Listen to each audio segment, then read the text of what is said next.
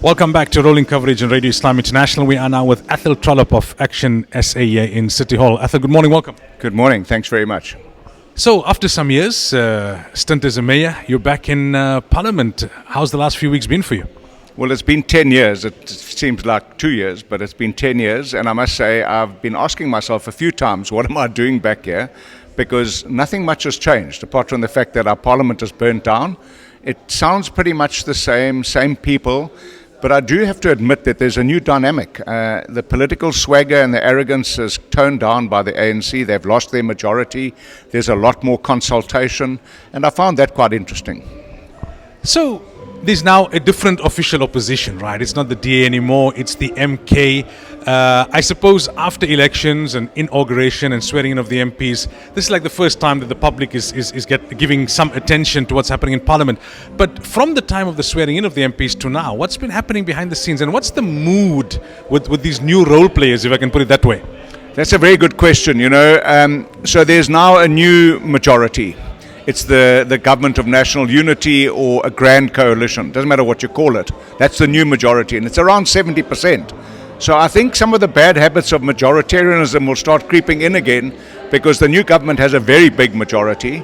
Then you have a bloc called the Progressive Caucus, which to me is a misnomer. It's more like a regressive caucus. They want to go back and live in the paradigm of the Jacob Zuma years where they undermined the Constitution. They want to change the Constitution. They want to go backwards. We don't want to go backwards. As Action SA, we want to fix South Africa. That was our slogan in the campaign. It remains our slogan in Parliament. We've committed to being a critical but constructive opposition. So we find ourselves right in the middle of those two big blocks. And I think that's a really refreshing place to be in South Africa because you always need balance. And we believe we can provide the balance, support where we can, and criticize where we must. Whereas opposed to the regressive caucus, they criticize everything and they want to go backwards. So we've got a new government as well that are promising new things.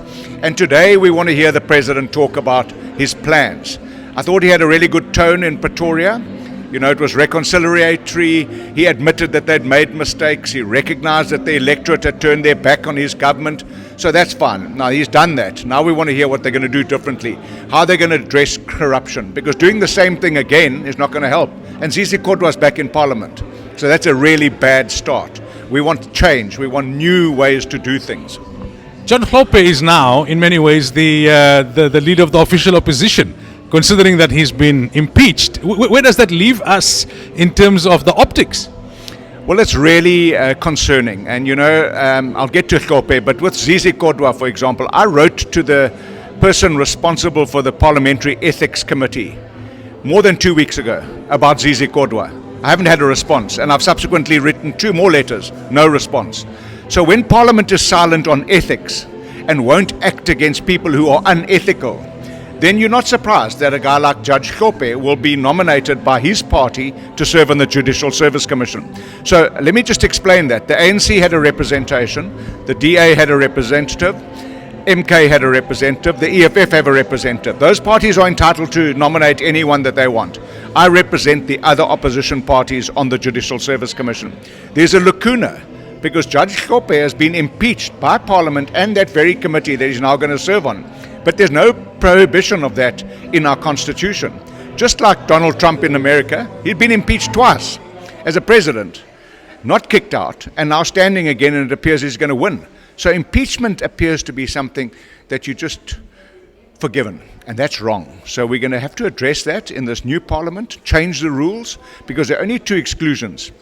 Unrehabilitated insolvent, 5-year exclusion from Parliament, or if you're sentenced to jail for more than to a sentence of more than 1 year imprisonment without the option of a fine, you cannot serve in Parliament for 5 years.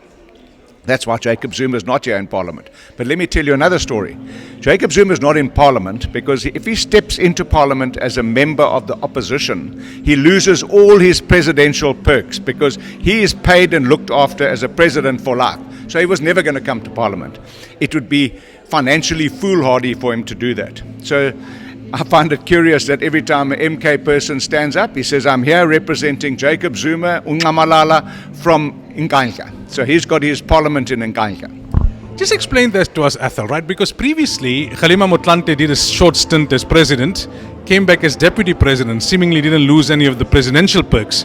And then you had Mohlante and Mbete do a short stint as deputy president, come back as speaker of parliament. So, does Zuma lose it only because he would come back as an MP? If he were to come back as speaker, hypothetically, or deputy president, would he have still kept his perks? How do the rules work? Okay, so there's a saying that says once a president, always a president. So presidents are looked after at their salary scale on a different level to anyone else in the country for the rest of their lives. Mohlante was president, interim president. He came back as a deputy president. The pay and the perks is quite similar. Also, deputy president, speaker, also quite similar if you look at the public office bearer's remuneration. So your pension doesn't get hit a lot. But if you come from being a president with all the perks for life to come back as being a member of the opposition, because Jacob Zuma's party is in opposition, that, you know, they might think they're mighty, but they've only got 14%. And together with the EFF, despite all the noise they make, they can't do anything in parliament against a government with nearly 70%. So the ANC stroke Grand Coalition is a powerful bloc in Parliament, and you've got to do more than shout and scream and be predictable. That's why we've committed to be a constructive but critical opposition, and we find ourselves between those two blocs. Athol, thank you for your time. Thank you very much for your time.